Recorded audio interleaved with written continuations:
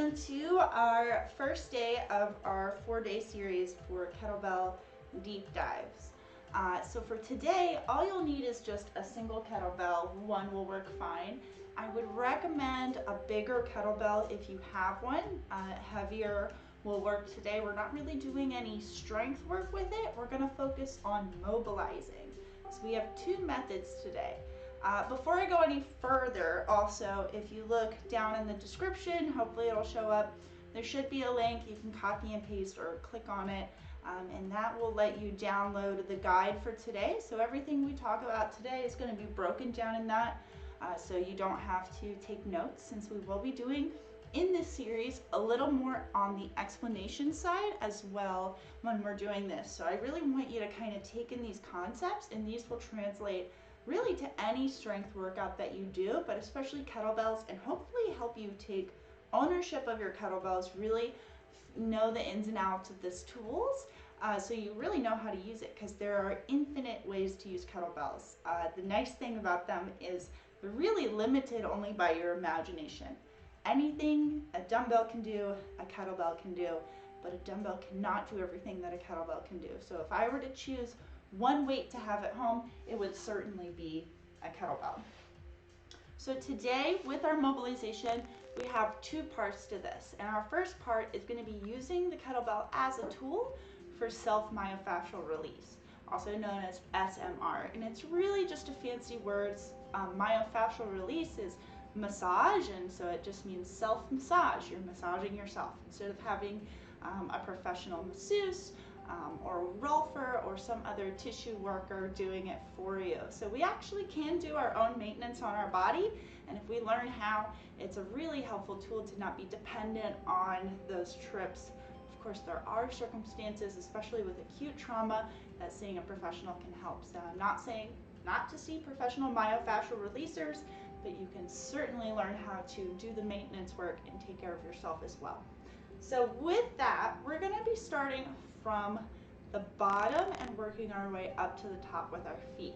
Before we begin any of this work today, I'm going to emphasize that we're doing tests and retests. And what that means is we're going to test how our body feels, check our range of motion, check for any pain or discomfort and alignment issues before we do our release, and then we're going to test it again after. And by having that compare and contrast, we can see what works for our body. And you know, if you're doing something and after maybe 4 or 6 tries of using this technique, you don't notice a change before and after, it's probably not the technique for you at this time. So it's a good way to make sure that what you're doing is actually effective for what you want to do. There's no sense in continuing doing a stretch if you're not actually getting an increased range of motion out of doing that stretch repeatedly. So it might be that you need to look somewhere else to open that up. All that being said, let's start with our first test. We're going to be standing up, and I realize it'll cut off my top half, but we're not really going to do much standing up other than this right now. So feet together, big toes together. I have a leaf. And just feeling through the bottom of the floor, feel how your feet feel while they're rested. Where's the balance? Are they comfortable? Let's keep the legs straight, and we're going to practice a forward fold to feel our hamstring flexibility. So can we get our fingers to touch the floor? If we can do that, can I get my hand or elbows, depending on your flexibility? All right, so make a mental note of where we're at with all of that. And we're going to start with releasing our feet. So we really only need to see the bottom half of me. But go ahead and lay your kettlebell down on the side, and we're going to use the actual ball of the kettlebell as our myofascial release. So let's start. You want the bottom of the foot, and we're going to crush it, kind of slide it up and over that kettlebell, so you're sweeping the bottom of the foot. You're getting a nice kind of push like this over the tissues.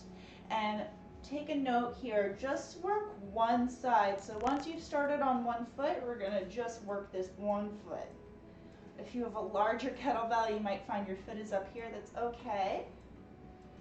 Feel the plantar fascia, which runs from the big toe back towards the heel on the underside of the foot.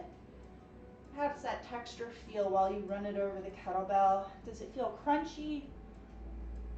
Maybe a little kind of crackles? Or does it feel kind of stretchy, taffy, supple? Go ahead, take the middle of your ball of your foot, and we're going to go onto the handle now, and we're going to get our foot to curve over the handle. So you're going to kind of squeeze your toes and curl around like you're trying to pick that handle up with your foot. And you can also put some more weight and pressure into that so you get the handle of the kettlebell to push right up into the center of that ball of the foot. Rock the foot side to side. We're trying to get all of our knuckle bones of our toes to do this nice little wave. Then we can use the handle of the kettlebell to stretch the toes. Start with the big toe and isolate that toe. Put the ball of the foot down onto the floor and pull your heel up so you get that big toe to go through some big flexion. And then move your way down towards the little toes, stretching those as well. And then again, little baby toe all the way up.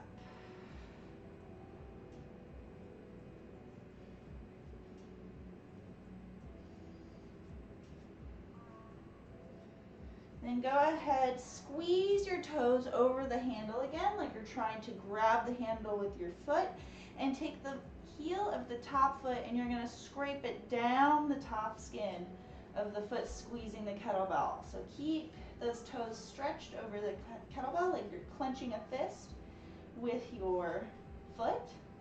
You're clenching a foot fist. And slide that skin down. Should feel like burning. This works even better barefoot. All right. So now that we've done all of this on one foot, let's go back to our standing test and start with just feeling the 2 feet on the floor, and if you're feeling a difference between one foot and the other.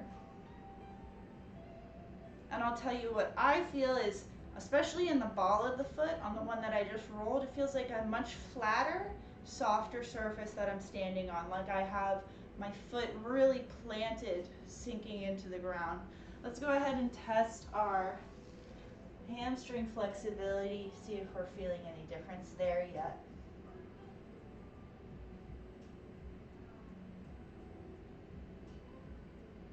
And actually I am feeling it up through the back of my leg, especially in the calf.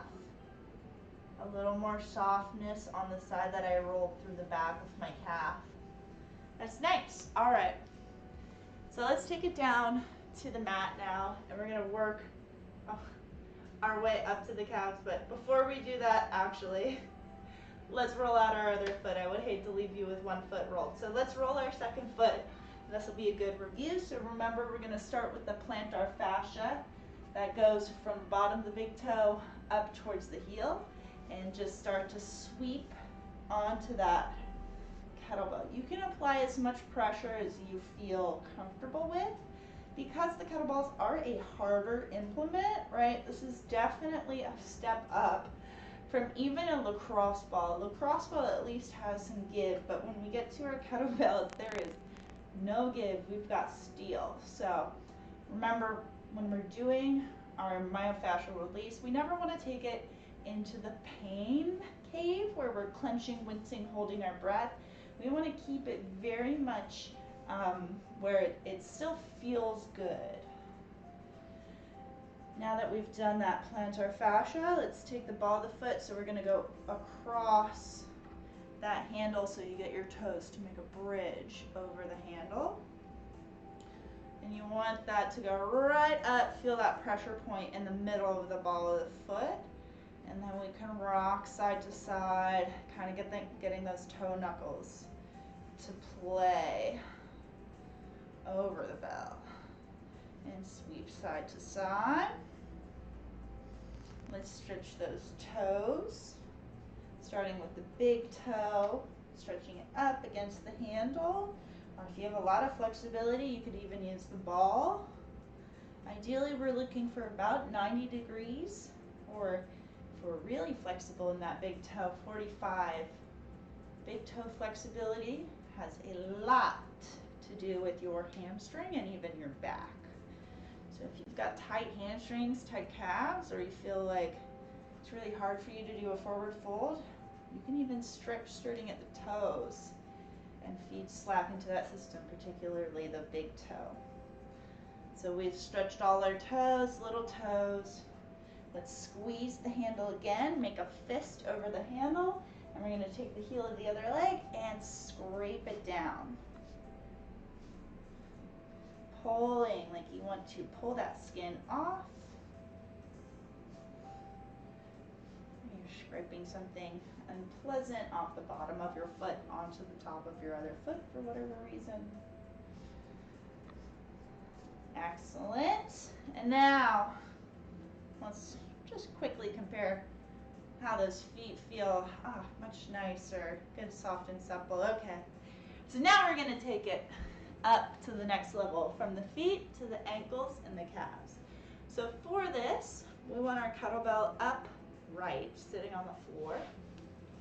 We're going to go ahead and start with the ankle and go ahead, lay it on the handle. So we've got that Achilles tendon on our kettlebell, and we're just going to rock side to side. Make sure that your foot here, you're not tensing. Relax. Let it be floppy. Rotate from the hip. See how it feels as we go up and over. If you find a particularly tight area, so kind of for me right in the middle, we're going to hold on that, and then while we're holding it, we're going to point and flex our foot. So this concept is what's known as flossing, or let's see, somebody else calls it, you've got tack and floss, which is what I like to use. Some people use another term that I can't think of, slide. Either way, what we're doing is our smash is we're compressing a point of our tissues on this kettlebell. So right here I'm compressing my ankle, the tissues on the back of my ankle. The floss is when I point and flex, the muscles and the different layers of fascia are getting a slide over that compression point. So if you can imagine, like if you're trying to squeeze ketchup out of a little takeout bag, and you're squeezing those tissues all to one side and then back again. So it's great for encouraging fluid movement. That translates to more mobile and supple tissues, easier to stretch, and can increase your range of motion in the short term. So let's move it up a little bit higher onto the calf, and again, start with relaxing the foot and rolling side to side. This is our smash. And you'll see in the little PDF handout I've got, we have our smash and floss. So smashing, and then for the floss, we do not roll our leg. We hold the leg still, hold on the compression point, and then floss by pointing and flexing that foot.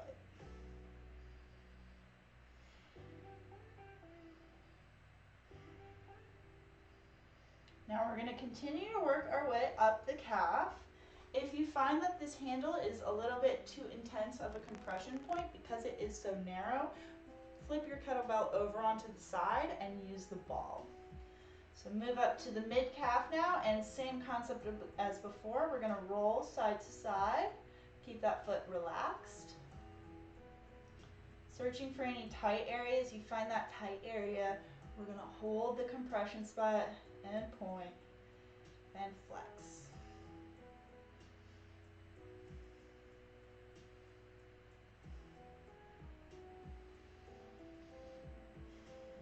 And I'm going to work one more up at the top of the calf, starting with my roll side to side. Find my tight area. Kind of follow the pain. And remember, when you find these sore spots, it's not that this spot wasn't there before, but without our touching it, we have kind of shut off our sensation to that area. So by increasing that proprioception, by pushing on it, right, increasing our sensitivity, our ability to feel the space around us, and interoception, the space within us, we're able to feel those little areas that are kind of sticky, gunky. I like to think of it, Kelly Starrett calls it laminated, because we're basically all these different layers of like silk moving over each other, sliding, and suspended in liquid, hyaluronic acid, interstitial fluid. Let's go ahead and move to the second foot. I'm going to put the ankle either on the handle or the ball, and side to side. So when we move that fluid around, increase its viscosity, or decrease its viscosity rather, and help it to slide and move, we're helping that mobility increase. All right, you find that sore spot, tack it down, and floss. Point and flex.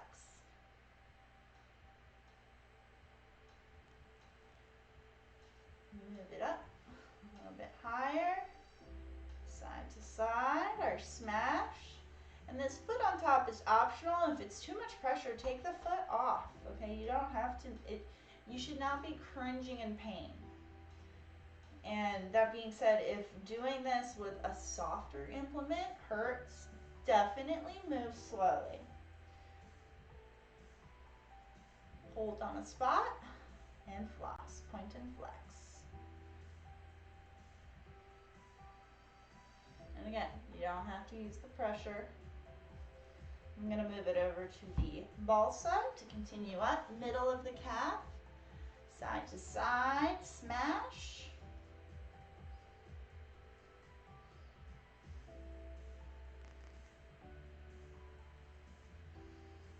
And hold on a nice sore spot, tack it down, and floss those layers of silk over that compression point.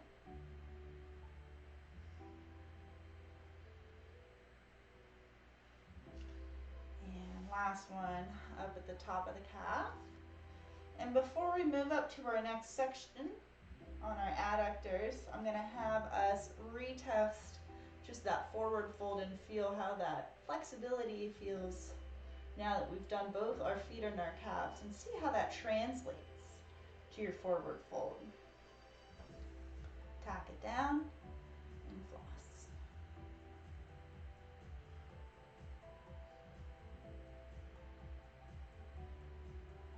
All right, so let's see now. Feet together and forward fold.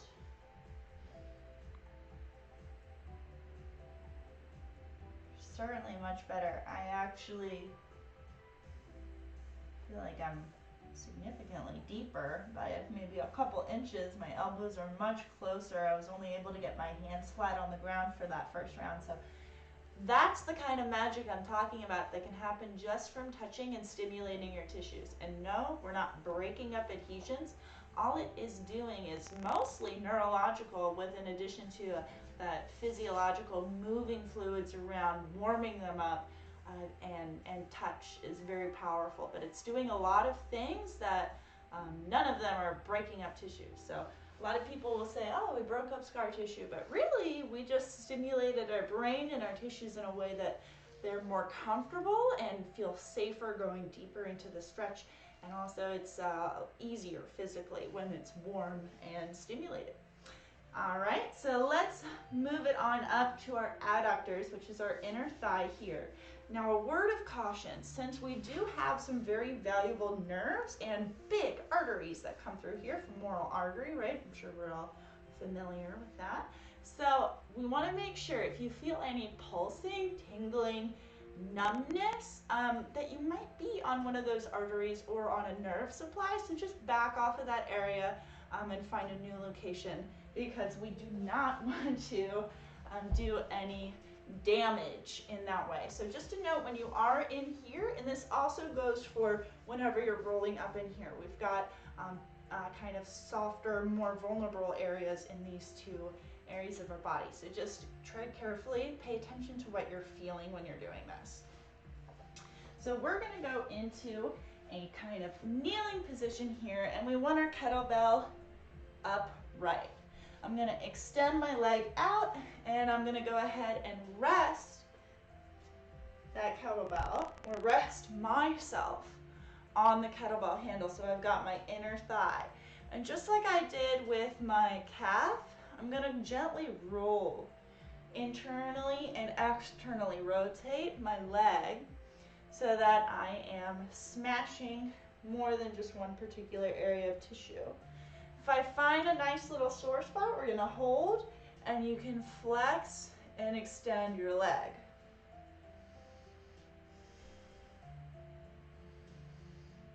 And just like with the calf, if you do find that an area is too sensitive, go ahead, do the larger part of the kettlebell, which will be a little bit less intense. The more surface area you have pressing in, the less intense it's going to be.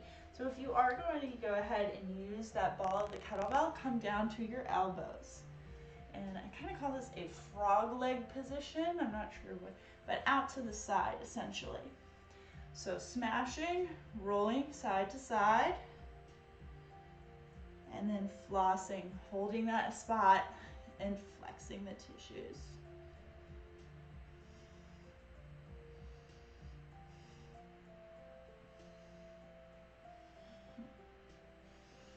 Let's go ahead and do the other side as well. Having my kettlebell upright. Getting my inner thigh onto that kettlebell.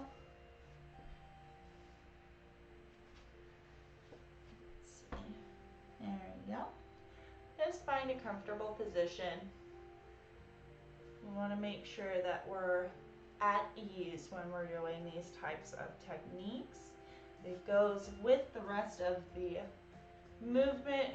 Bring a sense of calm and relaxation, which is again reminding our nervous system that we're safe, that this pain is not hurting us. It's going to increase your tolerance to the sensations and also increase the efficacy of actually getting more flexible. When we're scared or our nervous system thinks we're not safe, hold and flex.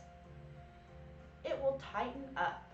Scared animals and scared people do the same thing. They tense up and freeze up, so you are not loosey-goosey. That's why they say loosen up to relax, right? So, loosen up when doing these moves. Relax. Nice deep breaths. Let your nervous system know we're all okay. Pin that down and floss.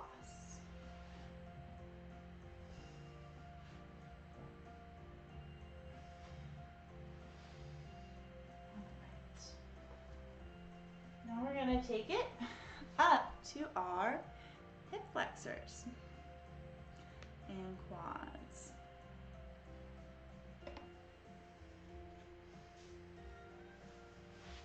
So, just sitting on the mat here, we're going to be using it manually in our hands. So I'll go ahead and grab the horns of the kettlebell, and we're quite literally just going to be using it to smash into those quads. You can slide up and down, dragging that kettlebell. And you can also go side to side.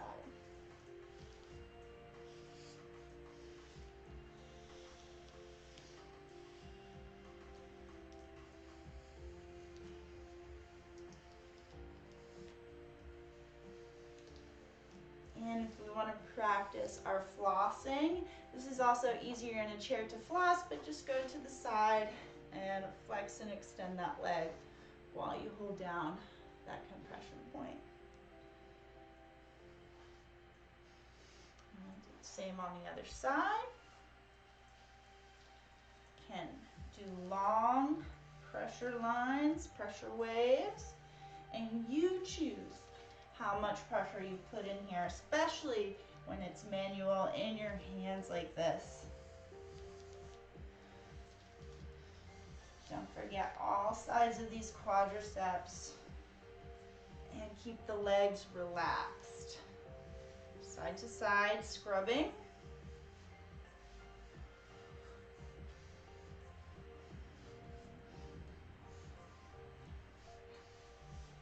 And find a nice little area, tack, and floss.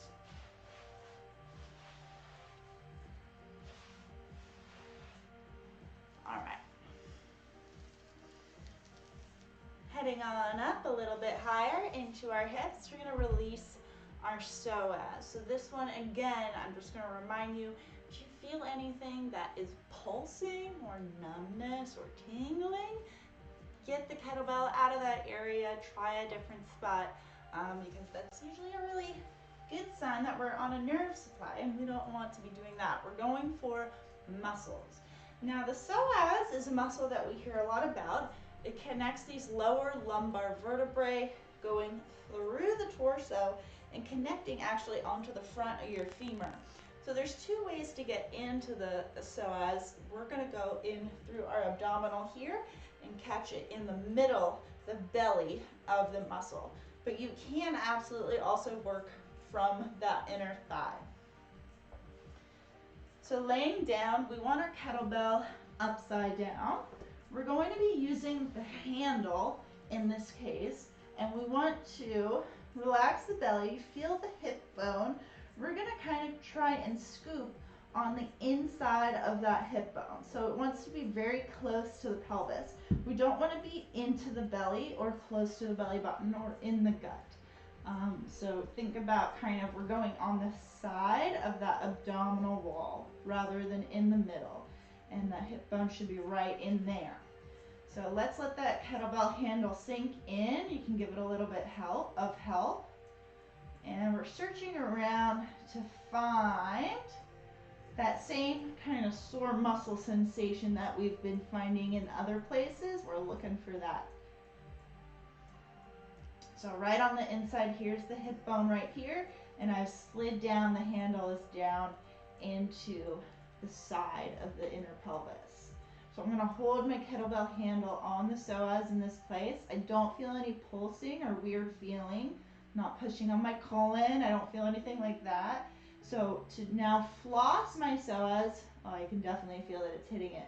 And definitely if you inhale and take a deep breath out, you can let that kettlebell sink a little bit deeper as well.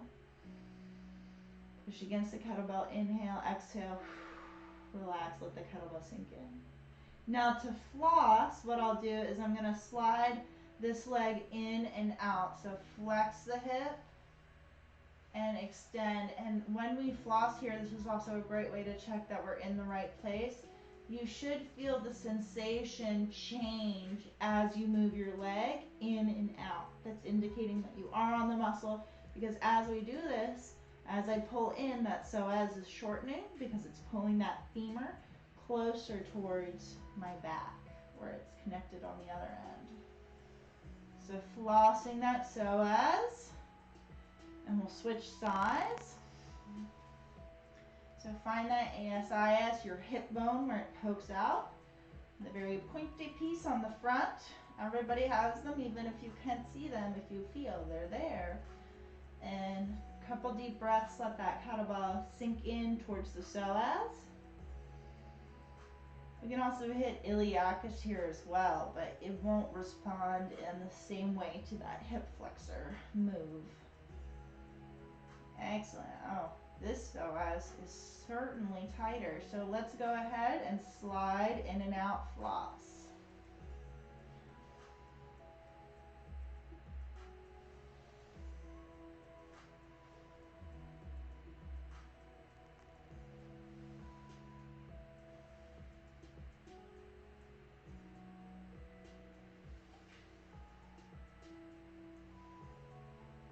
And do one more.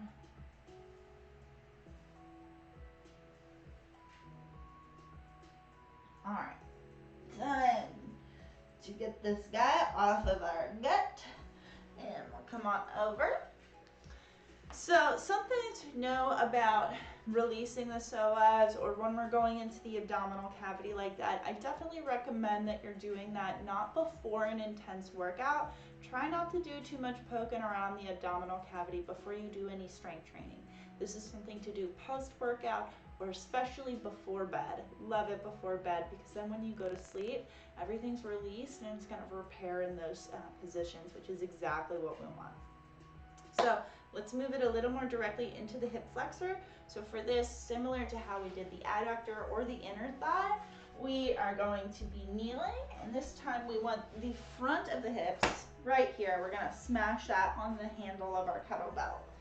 So hands and knees, go ahead, get that positioned, and smash away. So side to side, remember to relax the leg, relax the muscles that you're smashing. And I'd also like to make a quick note about core engagement. We don't want to be totally disengaged with our core while we're doing this. We want to make sure that we're practicing good posture and positioning while we're doing our release. Holding on that position on the hip flexor and loss. And this one, if you've never done before, I can hear you from here. I know it's an intense one.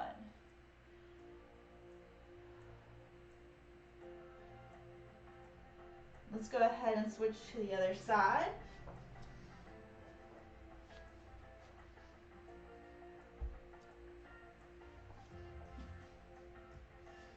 So up in the top of the hip, top of that hip flexor, very top of the quad. Smash by relaxing the leg completely and kind of side to side. Almost like a hybrid between a scrub and a rock. Really getting tissues to slide around, and if you feel burning, I'm all about it. Keep that up. Now, hold and floss. Oh my goodness. Okay, that one caught me by surprise. But I know my right hip is definitely my tighter of the two, so I should have expected it.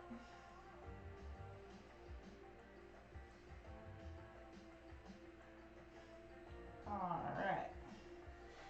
So last part in this smashing series of part A is we're going to do our pec minor. So pec minor is going to be from this kind of shoulder bumpy joint out here, both of the shoulder joint that we think of as the shoulder joint, and then coming in, meeting at the center of our sternum underneath the clavicle. So we're going kind of in between here and here. Not quite armpit. Armpit would be like a little lower. It's kind of right above your armpit. We want to lay that kettlebell down on its side, and we're going to lay down. I like to make this kind of W shape with my arm, and I'm going to go ahead, lay down, and aim the ball of the kettlebell right into that upper armpit area. Boom. And then I can rest my arm down on the ground, and then with this hand I can put it down on the floor, use it as a pillow, cover up the nasty faces I'm making because I'm releasing my pecs. So when we're sitting hunched forward at our desk, this muscle is getting overworked, shortened, it's not enjoying itself. So this one can be a sensitive one. Again, remember what I said before, this area does have some significant nerve and blood supply, so pay attention to any tingling in your hand or pulsing or numbness on the area of the kettlebell. Take a couple deep breaths, let that kettlebell sink into that pec minor, and then we're going to floss. I'm going to start by reaching up and down.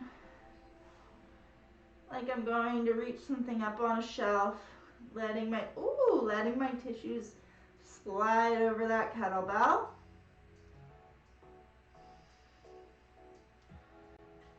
And then I'm going to go in a wider arc, like a snow angel.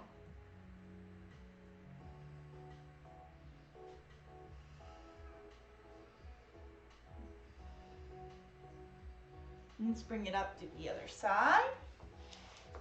So again, make that kind of W shape, open that up, and I go right in, target that kettlebell onto that area and relax it down.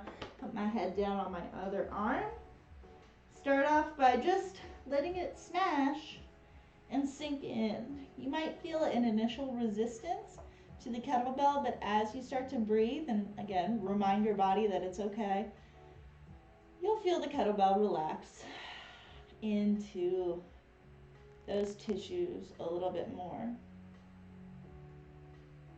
It's kind of like if you were getting a massage and somebody hit a sore spot. At first you might tense, but you can go, okay, no, it's all right. Take a deep breath and relax. Let's start reaching up and down.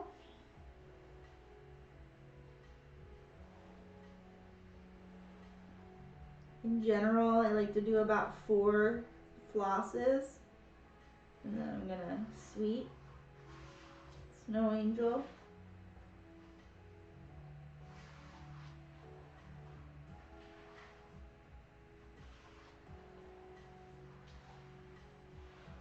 All right, and we'll bring it up. So that concludes kind of the smashing and flossing first part of this series. So now into the second part, using the kettlebell as a way to enhance our stretches.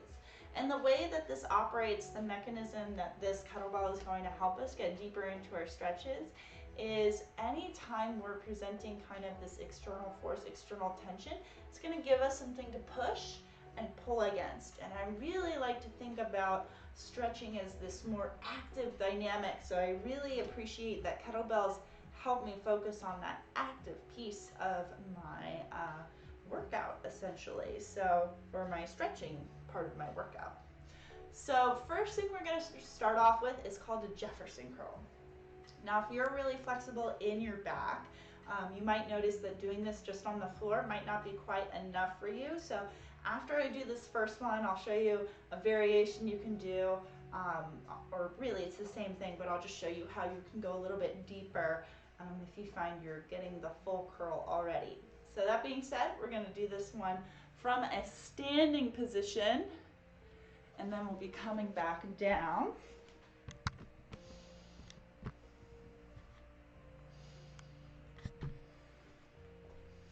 So I want to hold this kettlebell, so let's see, just by the horns, letting it hang down. Now, if you find that you're running into issues holding the bottom of the bell or something where it's really in the base of your hands, that the kettlebell isn't hanging any lower than our hands.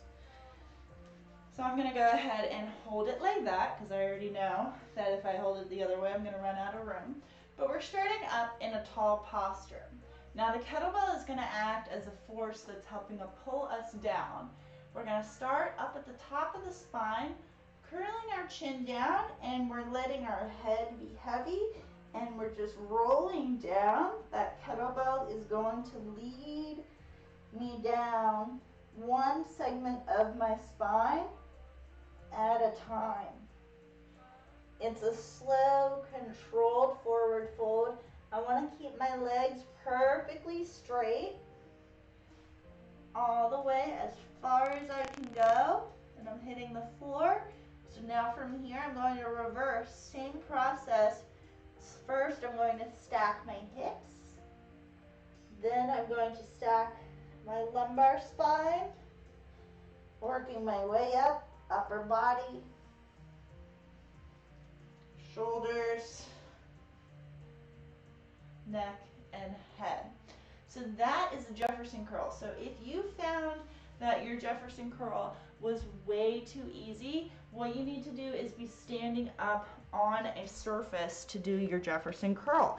So I like something really simple and easy, is just using a step, like a regular step, not a step like this. This is definitely a step stool, but a step like using your front door step, something like that. But I'll show you what you can do. You just stand up on that surface, and now when I do my Jefferson curl, and I can hold it by the handles, the first way, but that kettlebell is gonna pull me down below my knees, and it's acting as a force to help pull me deeper into that stretch.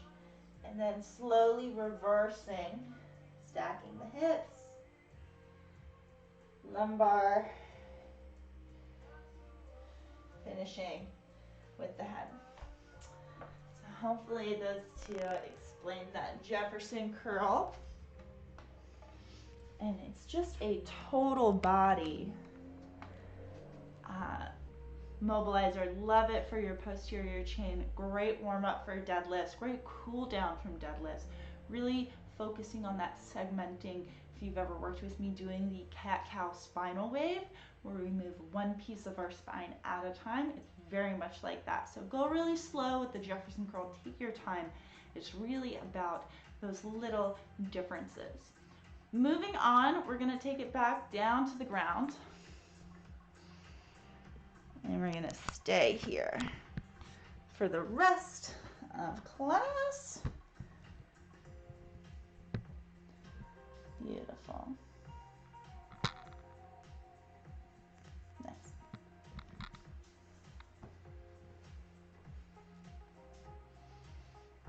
So,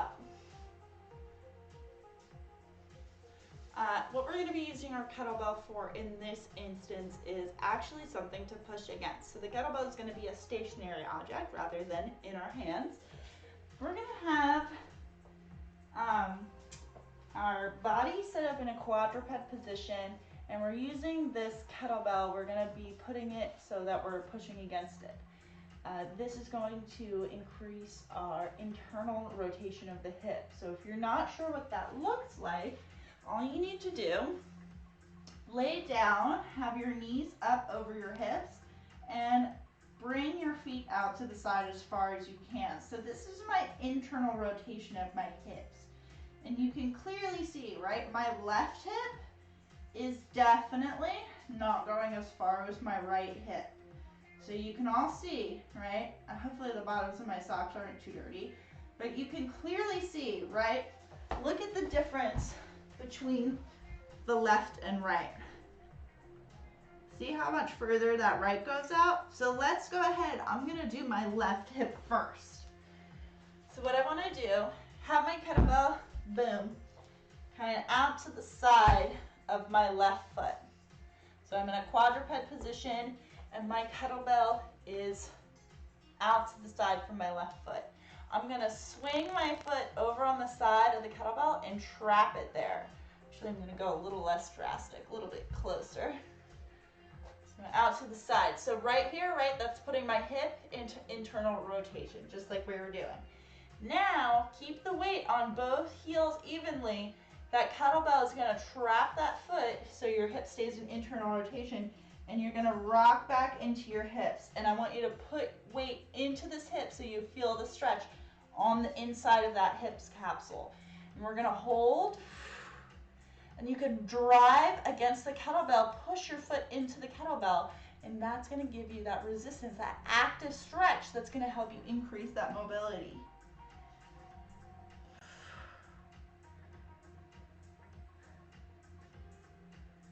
So, ready to see what happens?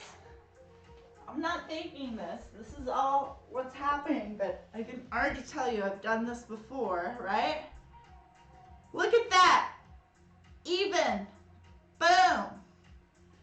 So this is why I love test and retest. You can immediately see those changes. It's like magic. It's one of my favorite things. So that's how I've tested and retested with this move before on my internal rotation, and I'm like, I need it. I gotta do it. So if that just blew your mind like it did for me the first time, awesome. Let's go ahead and do the other side now. So I'll show from a slightly different angle of me head on. So I'm in quadruped position. I'm gonna put that kettlebell out to the side of my foot, keeping my knees in place. So my knees are under my hips. I swing my foot out, and it's gonna trap my foot. I wanna go about 45 degrees out with that foot. There we go. So it traps my hip into internal rotation, and then drive back. Make sure you put weight into that hip, drive into that hip, push against the kettlebell, push your leg into the floor. Active stretch. Deep breath.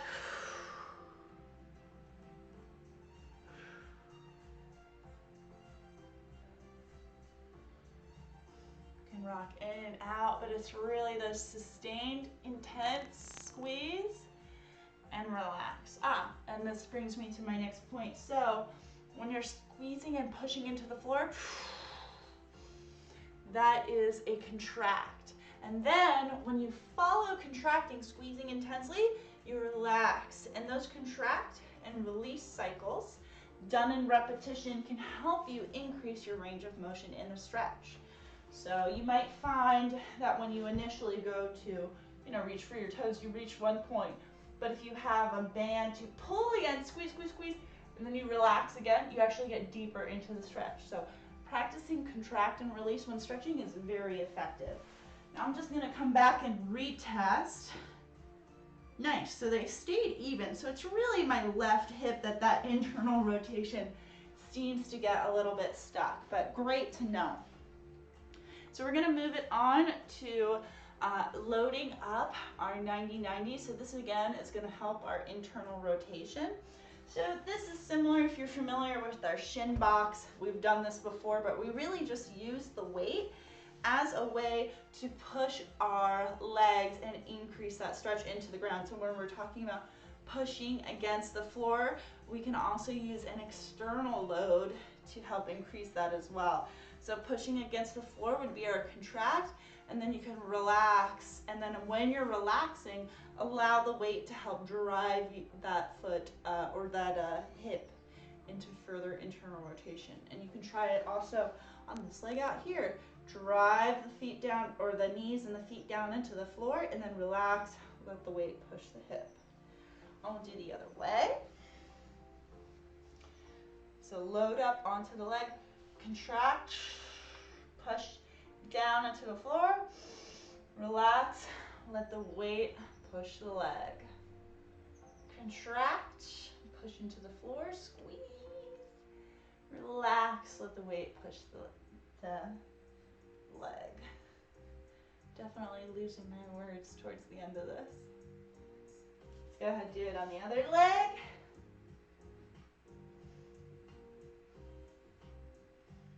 Contract and relax. Contract and relax. All right, so that's our internal rotation. We are now going to work the, let's see,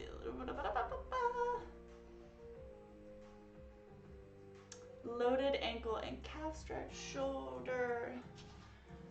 Let's see, I still want to stay on the ground. I'm not going to go exactly in the order that I have here since we're on the ground for the moment. So let's do first our kneeling goblet adductor stretch. So really simple, just again, using this kettlebell as an external load to make ourselves heavier or to help push us into the stretch. So for this one, we're going to be in a kneeling position. We have our weight goblet style, but you can, of course, rest it on the chest. The purpose of the weight in this example is not to be strong by holding it out, to really make our bodies heavier and make this stretch more effective. So we want one leg to be out to the side and using this external load to make our bodies weigh more and thus give a little more force into the stretch. We're going to rock back, stretching that inner thigh. And I've got my back toe dug under, so I'm using my back toe to push off, squeeze my hips forward.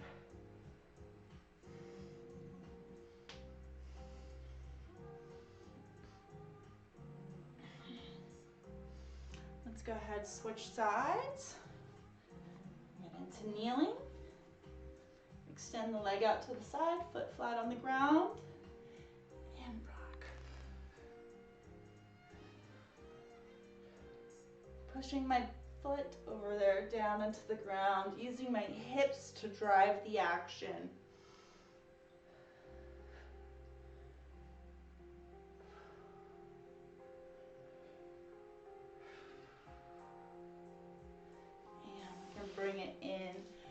to kneeling. Now I'm going to skip over the next one, but then we're gonna come back to it. So we're gonna stay down onto the ground and laying down. You might recognize this as the beginning of an arm bar, the beginning of a Turkish get-up, but let the weight hang off of the thumb so it's part of your arm there, and closing the fist just gently over the top of the handle. Let this kettlebell push your shoulder back down into the ground, into the back of the shoulder capsule. And that's really all we're gonna be doing. You can hold right here, the top of this arm, so you're not worried about letting it go up overhead. Just let the weight of the kettlebell push that down, and you're gonna internally and externally rotate your shoulder. So we're really just trying to use the load of the kettlebell to create space in the front of the shoulder capsule while we floss those tissues and create range within the shoulder capsule itself.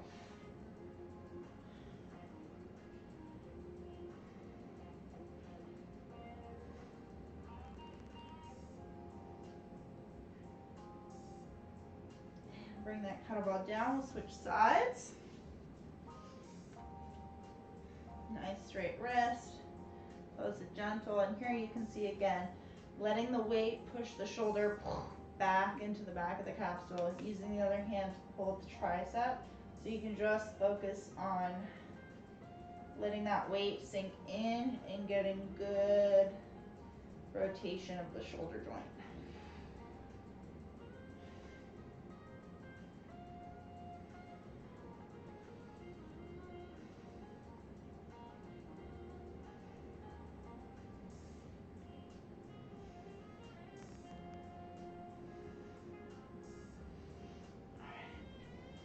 Bringing that down, we're going to take it just into a seated position. You don't have to be kneeling or anything like that. You can do this with double kettlebells. I'm going to do it with a single kettlebell because that's what I have. But we're going to have our front rack position to start, but we're not going to press our kettlebell. I'm going to roll the kettlebell onto the shoulder as I open up my arm, so it ends up resting on my shoulder. So I'm just rotating my shoulder while I let that kettlebell rest on top and load that movement. We'll go ahead, just do about 10 reps, nice and slow.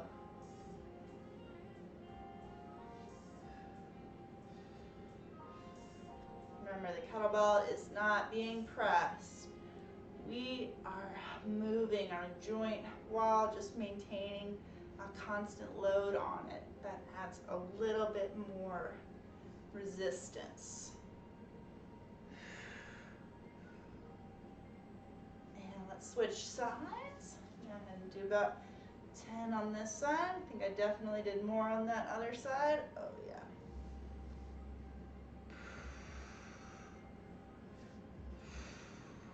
Definitely, this side is liking it. Just elbows in and rolling out.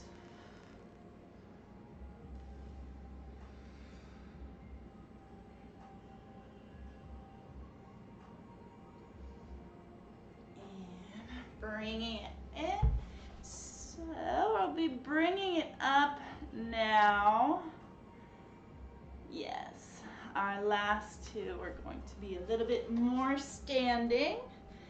Just bring our view into view. Very nice.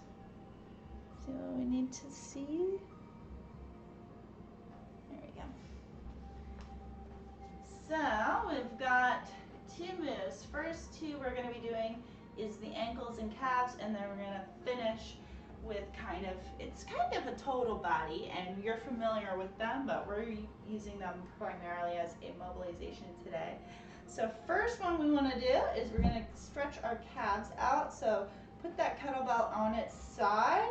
Go ahead, 1 foot at a time, Use something to hang on to balance, or just keep your other foot on the ground. But let's get up onto the ball of the foot, on the top of the ball. Shift your weight to that foot and let the heel sink down. And just enjoy that calf stretch off the back of that kettlebell. Deep breath. See if you can get that contract release as you exhale, letting the heel sink down more.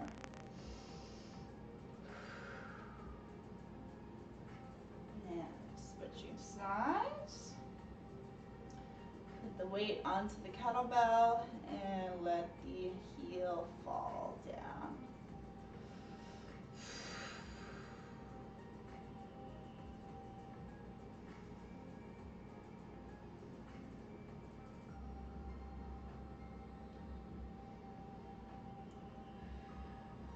Perfect.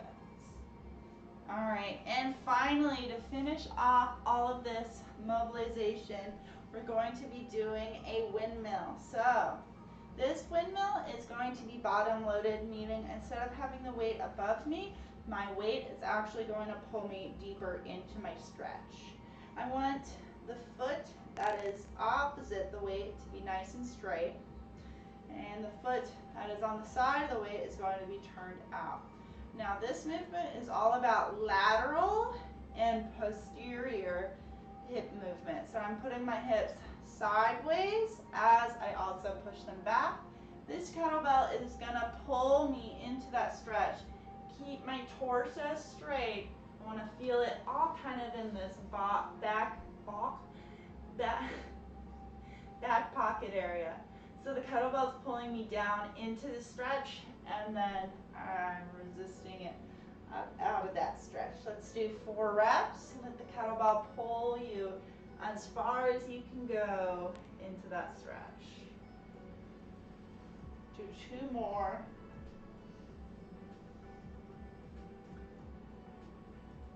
And 1 more.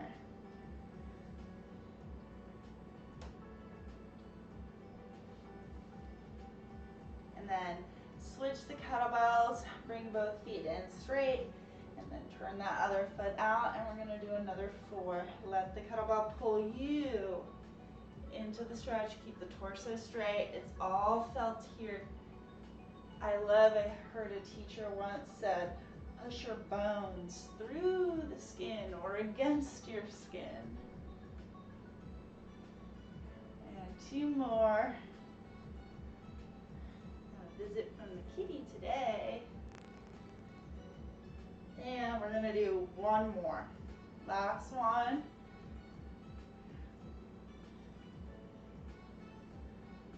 And that concludes our kettlebells for mobilization. So just to recap, we did kettlebells in 2 different ways. We used them as an implement for self-myofascial release, and then we also used them as an implement as resistance or something to push against in our stretches. Hopefully you enjoyed this, got something out of it.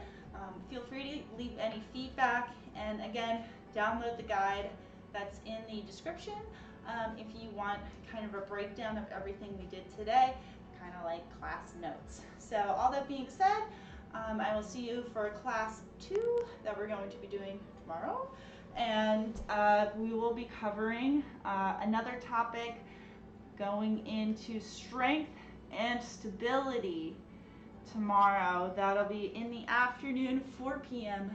Pacific. So I will see you then. I'm excited about kind of the new offerings. Hopefully you like them too. Take care of yourselves. Thank you for doing something nice for yourself today, and I will see you tomorrow.